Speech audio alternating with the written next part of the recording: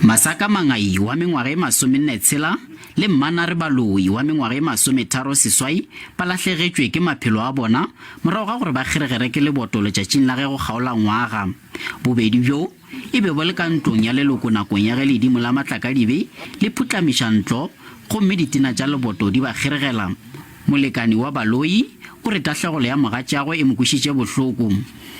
Batho ba go boima ka re o bona gore ke sa le moswa ene le bana ba ka e sa le ba banyane ka gore mosadula nna le ene ba nna le bana ba bararo ene sa le ba banyane so e tabeng tshwere hampe kudu ke tsebe gore e tlo ntšea nako gore ke e lebale. Ba ga lelapa la ga Masaka Mangai ba re le bona ba sa kwele bohloko ka go loba morwa wa bona. Ga bjalo ba lelapa ba re ba kgopela thušo ka poloko. Ka gore bana ba le ba rena be ba iketlile ba le mo monate ntlo ya ba wela so ya ba e tlhotse mahu a mabedi ka nako e tee a re monate mo re leng gona.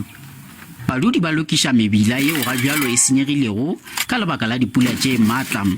Masepala wa selegae wa Mogalakwena o ikanne gore o tlo tsenya letsogo go thuša bao ba amilego ke ledimo le. Mahlatse Phaladi, SABC News, Ditšhweni Village, Mokopane.